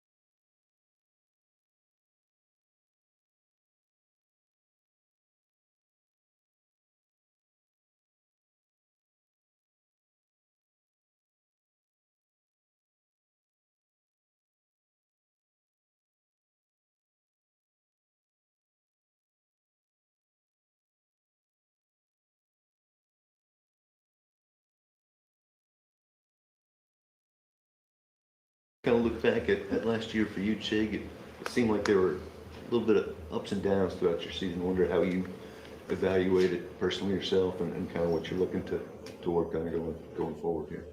Yeah, I think for me it's just getting the opportunities and then taking an advantage of them. For me, I just want to keep going with how I finish off my season. Starting with those opportunities and taking advantage of them. Just kind of have that roll in over to this season at the beginning and start off strong and continue on strong. There you go. That was Chigakonkwo, the Titans tight end. So I saw something out there that, it's not that big of a deal. It doesn't have a ton to do with the Titans, but there's a story making the rounds that the Steelers are talking to the Dolphins about a potential trade for Jonnu Smith. And I was like, oh, hey, Jonnu Smith. I actually felt the same way the other day when I was looking through that top 32 tight ends at PFF.com, and Chigakonkwo doesn't make the top 32, but Jonnu Smith was number 12. And apparently Jonnu Smith last year, and the Dolphins had a terrible season, but apparently Jonnu Smith had a banner year. And so the Steelers, Arthur Smith, offensive coordinator, the Steelers are looking to trade for Jonnu Smith. Jonnu Smith wants a contract. He's scheduled to make $4 and change this year, thinks he's due a raise. He'd like a new contract. The Dolphins don't want to give him a new contract. Plus, the Dolphins are tearing it down. They're not saying it, but they're saying it. They're tearing it down. They're trying to get rid of Jalen Ramsey. I feel like there's somebody else they're trying to get rid of too. And they're trying to get rid of Jonnu Smith. Can I ask why the Titans aren't interested in Jonnu Smith? Corey Curtis was on the show earlier this hour, and I asked him about Jonnu Smith. And he said, well, but would you give up draft capital in order to acquire Jonnu Smith? And the answer to that would be no, I would not give up draft capital. But here's why I am picking up the phone and checking in with the Dolphins if I'm the Titans. Because Chig stinks. And he's in the last year of his contract. And Jonnu Smith is better. And he's in the last year of his contract. And one of the most important things you can get a young quarterback is a tight end. And so if Jonnu wants a new contract because he's due to make $4 and change, and Miami's trying to dump him because they don't even want to pay him the $4 and change, even though he outperformed it last year, they'd like to pay him even less. Why not you? And again, like I said, Corey asked about draft capital as far as Jonnu Smith's concerned. I'm not interested in trading draft capital for Jonnu Smith, but what about this? What if I gave you Chigakonkwo or Josh Wiley? Wiley has 2 years left on his deal. Wiley can never stay healthy. Neither guy's really all that good. What if I gave you Chigakonkwo 1-for-1? So you'll pay the last year of Chig's rookie deal. He replaces Jonnu. You'll pay Josh Wiley. You're trying to jump Jonnu Smith. You're trying to dump Jonnu Smith anyways. Then I give Jonnu Smith a raise. I give him $8 million, so he's doubling his salary, and get him under contract for next year. And there you go. Again, would I feel totally comfortable at tight end with Jonnu Smith back? No. But you're at the point in the offseason where, for the most part, big acquisition season is over. The draft is over. The free agency, most of the good free agents have been signed. I saw there was a trade today. San Francisco traded with Philadelphia to get Bryce Huff, who's a pass rusher that Philly spent a bunch of money on when they let Hassan Reddick go. That's the kind of move I'm talking about. So if they're trying to get rid of Jonnu Smith, I would be willing to take Jonnu Smith, especially because I need a tight end for the young quarterback. So sign me up. Lock him in for another season so you get 2 years out of Jonnu, which is more than the 1 year out of Chig, and on you go. What I wonder, though, the Titans are towards the bottom of the league in payroll. I wonder, given the stadium cost, PK had a story that came out about how the steel prices have gone up, so the Titans are looking at paying even more for the new stadium. Could the Titans' payroll be kind of stuck where it is? That they can't even add the $4 million for Jonnu? I don't know. but I would make the move because I think that's what the young quarterback needs. One texter says, Jonnu Smith is only worth a flip in the Arthur Smith offense. Jonnu Smith made the Pro Bowl last year. And Arthur Smith was not the offensive coordinator of the Miami Dolphins. Jonnu Smith is solid. He's not great. He's not worth all the money New England gave him, but he is solid. He's also not a bum. Jared from Spring Hill says, I'm still upset about not picking Bowers, a very big final straw not to trust this organization for a long time, and Callahan and the crew are not helping matters. Again, remember what they said when they drafted him. He was Bill Callahan's favorite. Everybody told me, Bill Callahan. Well, we'll see. Vanderbilt head football coach Clark Lee set to join us next. We are live out here at Vanderbilt, where once again the Vandy boys are going to take on Wright State at 5 o'clock. By the way, congratulations to the good guys as the Louisville Cardinals have survived. They won big against ETSU. Jake, I believe that was 8-2 was the final. 8-3, I think. 8-3. So they will play 8 o'clock tomorrow night, the winner of Vandy Wright State, and go Louisville, go Cards. 615-737-1025. Stillman and Company, Fireball Hot Take Friday, 1025, 106 for the game.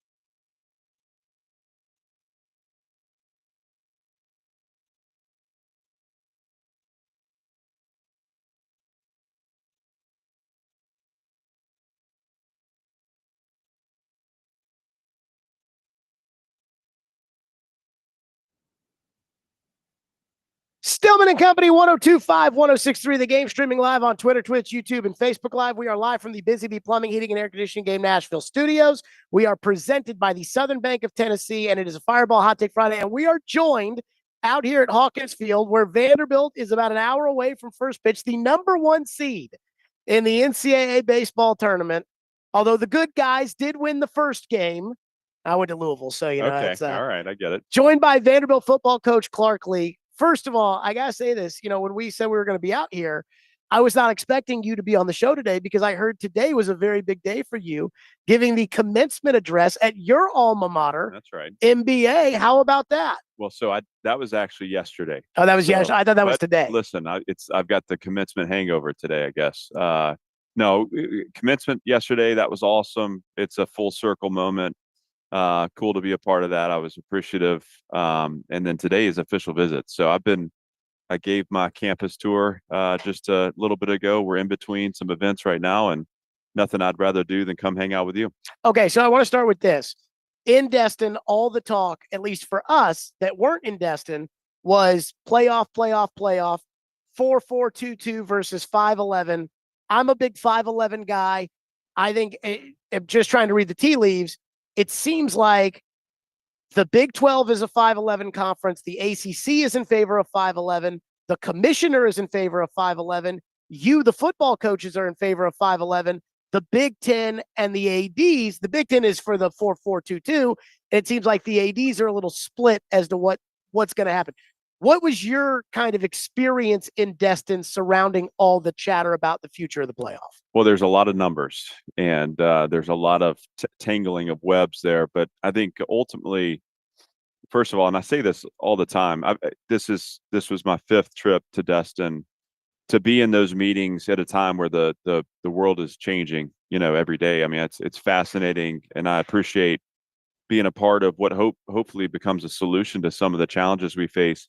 When you look at it and you think about, I mean, there's all this is tied into one package. It's 8 games, 9 games. It's how are we formatting the playoffs? You know, a lot of our responses as coaches looking at the success of our basketball teams in terms of fielding the 64 with SEC teams. Obviously, with SEC success in baseball and softball, getting their teams into the playoff fields.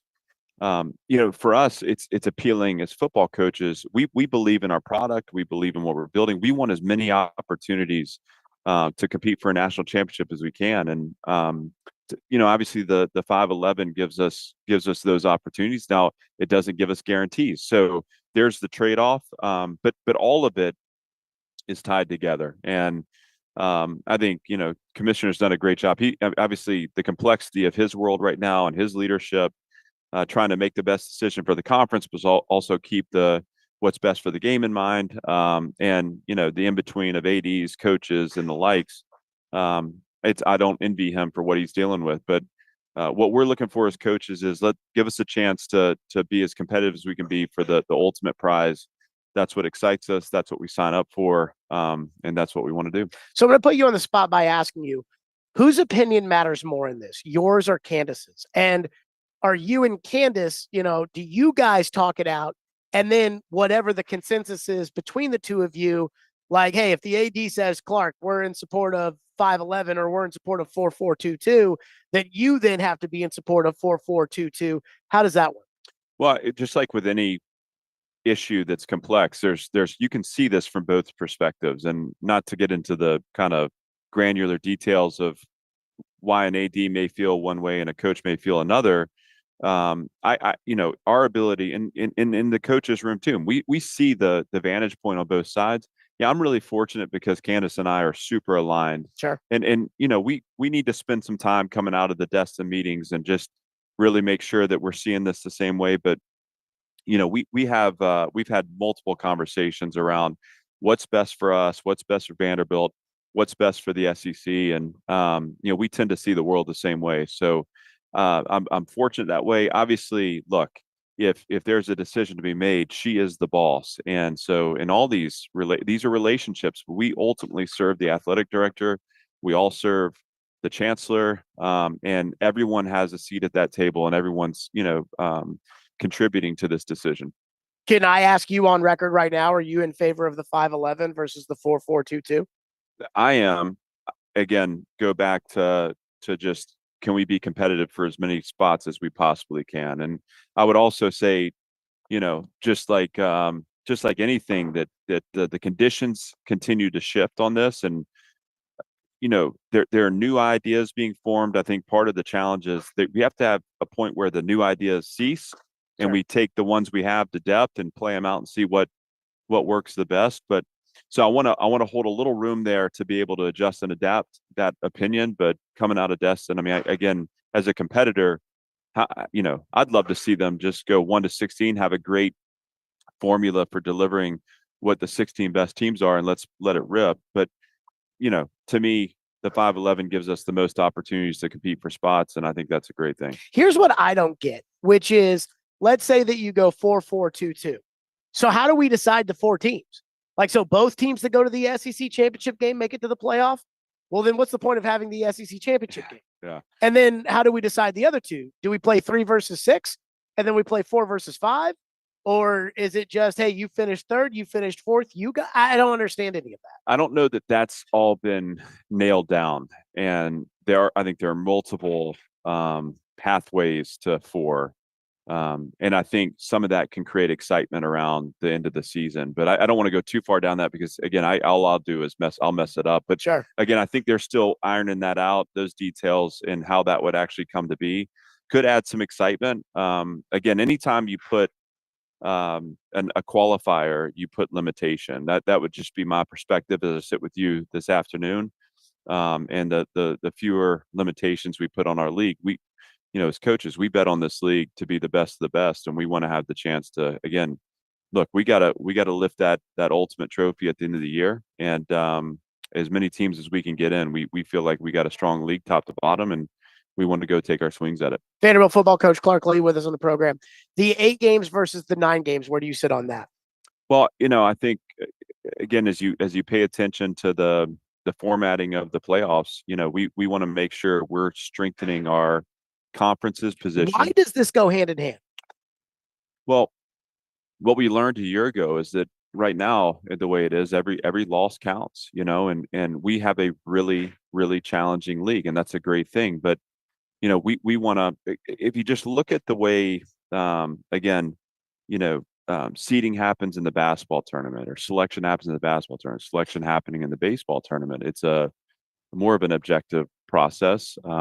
And so what happens is it all becomes very merit based. And what you see is, I don't know that you would know, but do we have 8 of the 16 host sites? Is that what it is? I think it's something like that. Yeah, It's the top 4, and yeah, it's amazing, and for good reason. You see some baseball programs that are right around 500 in our league, getting a chance to play in the postseason. And listen, some of those teams that are right around 500 are really good baseball teams that'll make their way through regionals, make their way through super regionals, and have a chance in Omaha, again, to win the ultimate prize. That's the depth and the strength of our conference. And so playing a 9th game, there's a reason to do that, just from another quality game on the schedule. But we want to make sure that in doing that, there's this awareness that whether that's a quality win or a quality loss, that it's gonna have a positive impact on the way that we're judged in selection for the playoffs. Clark Lee's with us on the program. I do want to ask you about you, and not just about everything that happened in Destin. So my first thing would be, after the past season that you had, what, when it comes to your team, are you most proud of? I mean, I think being a 2-2 team right at the, kind of through that first third, where we had an emotional win, and we handled business against Alcorn State, and then you go on the road against Georgia State and you really play poorly, credit to them, and then lose the double overtime. I was worried about you after the Georgia State game, the way that all went down. That was a hard, I mean, it's interesting, I appreciate if it's my well-being, if it's my job. I mean, at the end of the day, for me, there's nothing externally that kind of takes me off course. I know it's hard sometimes to imagine. But like, you're just so insulated and focused on your team. And what I saw in the Georgia State game wasn't necessarily like a distracted team, but we did not show up and play the way we needed to play. And it took it took us too long to get involved in that game, and it was too late. But I knew, just like beating Virginia Tech at the beginning of the season, no one game was going to define the year. And we're not great prognosticators. We just try to stay in the moment. So we go then to Missouri and obviously drop a heartbreaker there, where we really felt like we had a chance to win against at the time a team that was ranked really high on the road. And both locker rooms after those games, it was not a defeated team. They were disappointed. I mean, they were pissed. They were upset, but the resolve that we built as a program, it just felt different. I mean, go back to the first game that we ever lost here with me as the coach, was against East Tennessee State, and there was a point at which we were up. I was worried about your well-being after that. Yeah. Well, I mean, I think a lot of people were. They care about me. It was and I worry about that guy too, because that was a hard night. We were up 3-0. I think there was a point at which they went up 7-3, and that may have been in the second quarter. But the way that took the life out of our sideline, that in that moment, like, was a wake-up call to me. Like, this is the challenge. How do you sharpen mentalities and attitudes, and create resilience? So anyways, 2-2, and we go into a bye week and have a great Sunday practice, and we have a great extra week of prep, and then to come back and be able to play 4 quarters the way we played against Alabama. And that game was not straightforward. Okay, that was us jumping out, them counterpunching, this back and forth, this ebb and flow, where the confidence and the belief of our team never wavered, and we played with identity, played to our strategy, and it worked. That was a moment, not because of Alabama, but because of the team, where we were, how we'd battled, and what we needed to do to find the year that we wanted to have. I would say that moment, and then the win at Auburn, where I just felt like we squeezed everything out of the tube. If you look at the numbers from that game, and I don't have them in my mind, but our offensive output and the way we played on defense, we that was complementary football at its best, because Diego was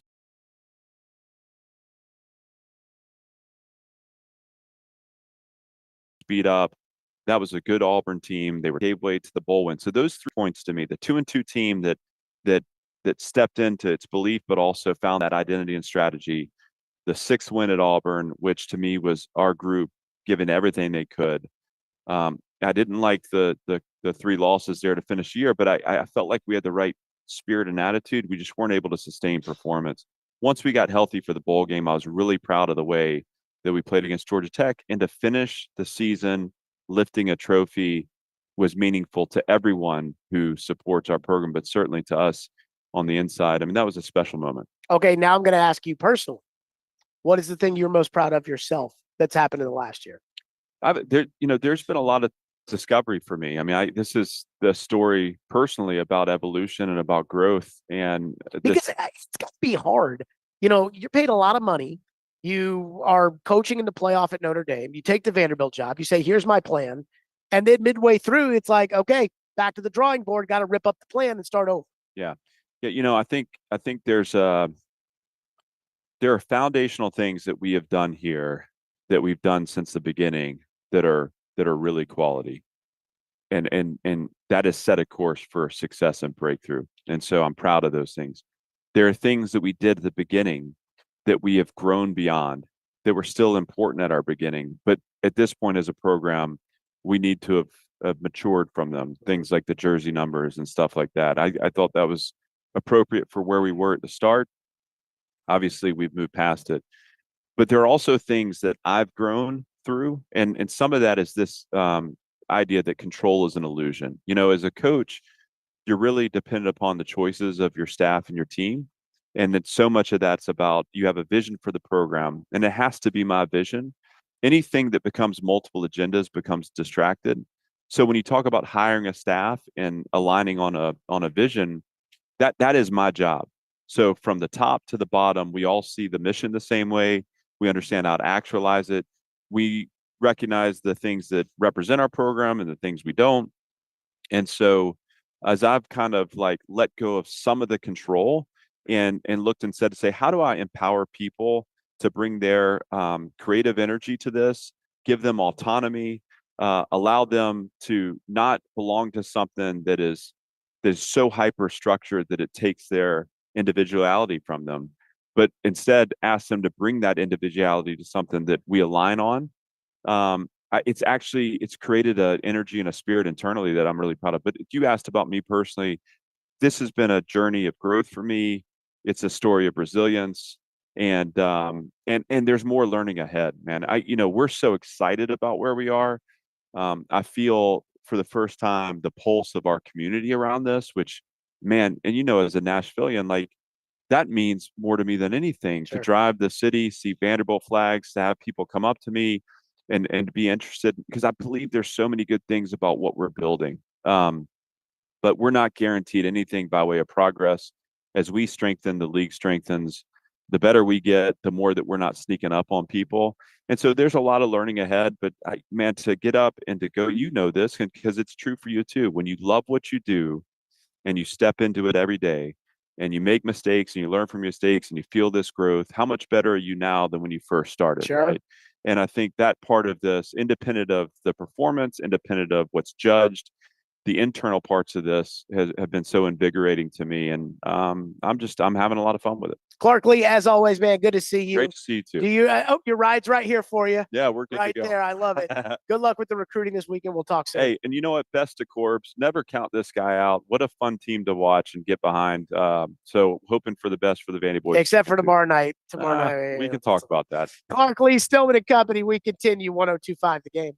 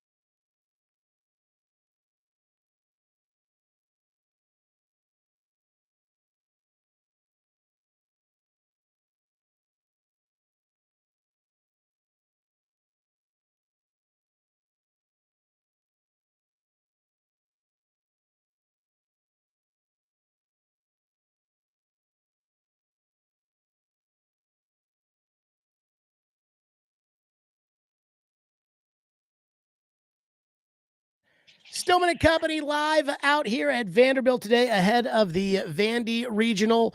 Again, keeping our eye on Louisville. We will see how that goes. Chad Withrow joins us now from Outkick, as he always does on a Friday, a little bit earlier today, presented by the Southern Bank of Tennessee. So, Chad, I want to start with this. I am of the belief that when it comes to this new system that the college football playoff is inevitably heading to, this 16-team playoff, I am convinced that the SEC would be better off with the 5+11 model. And yet it feels like there's one hurdle to get over. The ACC says they're 5+11. The Big 12 says 5+11. The Big 10 wants the 4 automatic bids. The SEC coaches are 5+11, but the SEC ADs seem hesitant. Can I ask you why? Yeah, I don't know why the ADs are more hesitant. I think it's just everybody likes a nice, neat guarantee of how many teams they're going to get. And then if you go above and beyond that, great. I just think that we're having two separate conversations here. I went on a radio show in Pennsylvania yesterday, and all of Big Ten country is up in arms over who they see as Greg Sankey basically being Bane from the Batman movies. Right. He's got his hand on the face of all of college football, asking them if they feel in control right now, because he's going to call the shots and he's going to dictate what happens. Now, the two separate conversations is this: what's good for the game? What's good for a college football fan that's a fan of Louisville or a fan of Baylor or a fan of Cal, versus what's good for SEC and Big Ten fans if you're a fan of one of those schools. And what Greg Sankey is saying unequivocally is that basically I don't need a lecture about the good of the game. I'm not about the good of the game. I'm about what's good for the SEC. And I'm going to look out for number one. Now we could sit and have the separate debate about, well, isn't what's good for the overall national brand and game of college football, isn't that ultimately good for the SEC? I think to some extent, yes. But what Greg Sankey knows, and I think what Tony Petitti in the Big Ten knows, is that whatever they're giving the other conferences, they're giving them. So if the Big 12 and the ACC want to come out and talk about, yeah, we're going to accept these two teams from our conferences because someone's got to look out for what's good for the game. I mean, Greg Sankey's going to come back and argue, we don't have to give you anything. But we really don't. I mean, that's the scary part about this, Jared, is that Greg Sankey could come back and say, you know what? Have fun getting television networks to pay more than what they're going to pay us in the Big Ten, and then whoever else we decide to raid from your conference, whether that be Florida State, North Carolina, Clemson, Baylor, whoever that is, we're going to go get whoever we want to bring into what's going to be the National Football League of college football. And then we're going to go to all the networks, and we're going to have a very NFL-type tight system of how we broadcast the games. All of them are going to be across all the big networks. And we're going to make a killing doing that and have fun getting people to watch your playoffs if that happens. So, look, I don't always agree with Greg Sankey. And I think when you start looking out for money over everything else and not factoring anything else in, that's going to get you into a lot of trouble. But I think what people are having a hard time with are these two different conversations. What's good for the game as we know it, going back 30, 40 years, as we all like it with college football, versus the realities of today and who can actually afford to spend the money and make the money that it's going to cost for college football to exist at the highest level. And what is that highest level and who gets to be included in the highest level? That's what Greg Sankey's looking at. And he's saying it very honestly. And I think he's unfairly getting criticized for just really being completely honest and transparent about what his job is. And that's to service the 16 member institutions of the SEC and no one else. Chad, I have a theory, which is the Big Ten, I believe, is trying for the 4-4-2-2 model because they're trying to put themselves on equal footing with the SEC. And I know the Big Ten's won the last 2 national titles, and I'm not taking anything away from Ohio State, Michigan, Oregon, or even Penn State. But the Big Ten, in my opinion, is not the SEC. They may make more money because their TV contract is more recent, but I believe they're trying to get on equal footing with the SEC with the 4-4-2-2 model. Notre Dame is the one team that when we talk about the good for the game, that I don't want to say they can't do this without, but I feel like Notre Dame is kind of the one team that they could do this without the entire Big 12. Sorry, Arizona State. Sorry, BYU. Sorry, Big 12, Texas Tech. Sorry, ACC, Clemson, Miami, Florida State. They can do this without them. I don't think they can do this without Notre Dame. If you're Notre Dame, do you consider eventually making the full-on move to the ACC? Now, you're going to have to get more money than everybody else because that's part of the deal. But Notre Dame to the ACC, I do feel like would put the ACC in somewhat equal footing, maybe not money-wise, but from a team depth standpoint with the Big Ten. Where do you see Notre Dame playing a role in all of this? Because they're not talked about that much. Well, first off, it makes a ton of sense what you're laying out for the ACC. Like, that's a no-brainer. If they could get Notre Dame, they've been trying for years, then they would get Notre Dame. Like, yeah, that would help save the ACC and all this, and definitely put them on more of equal footing with the Big Ten. From I mean, the ACC took Stanford and Cal into the Atlantic coast because Notre Dame wanted them to do it. Yeah, but look, here's the problem with that. Like, yeah, for the ACC, from their standpoint, absolutely go all in, do whatever you can, bring Notre Dame on board, and that could put you on equal footing with the Big Ten. Notre Dame, there's no reason for them to do that right now. Like, they can sit back with their television contract. They can let everybody else go to war. They can see what happens. They can let Greg Sankey issue press releases about how great the SEC is, and they can listen to Tony Petitti talk about the Big Ten's market value and everything else. And then when the chips start falling, they can just jump wherever they want because anyone's going to want Notre Dame. Whatever this hypothetical NFL of college football that I keep talking about, whenever that happens, Notre Dame's a part of it and they know it. So why would they jump on board the ACC, who's only getting 2 seats at the table in the college football playoff right now, when either the SEC or the Big Ten would be happy to add Notre Dame? But also they have no incentive to do it right now because they don't know what the SEC and Big Ten is going to be. Because this could be part of whatever this new alliance of college football is going to look like. And what we think of SEC and Big Ten may not quite be the same. Now, I don't think either one of those conferences want to get away from the history they have of that brand of SEC and Big Ten. So we're still going to see that in some way, shape, or form. But from an ACC perspective, absolutely do it. I just don't see any reason why Notre Dame would want to do that right now. And they are the one. I mean, I can argue the merits of Florida State, Clemson, some other programs that are out there. Miami. But you're right in that, yeah, Miami's a good one too. I think Baylor, because of the money, because of some of their recent success, is one that's interesting also. But from you have to have them. It's definitely Notre Dame. And also the Wake Forest of the world, those are the ones that have to be really nervous right now. Because, I mean, if the ACC was restructuring even in the current landscape, what their conference looks like, they're probably cutting Wake Forest, out of their conference. So that's where it gets really tricky. Some of these programs, they don't have a life preserver. And we're going to find that out very soon. And when the dust settles on all of this, Notre Dame is going to be a part of it. But they have the luxury right now of just sitting back and waiting to see what happens. Chad Withrow with us on the program on a Fireball Hot Take Friday. To the hot seat next. Stillman and Company, 102.5, 106.3 The Game.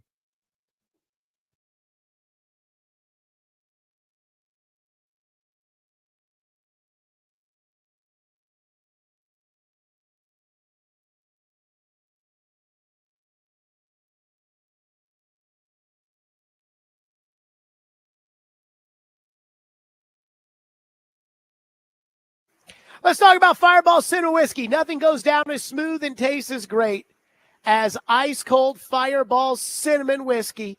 That's right. It goes down so smooth and it tastes so great. So if you are celebrating the weekend, summer is here.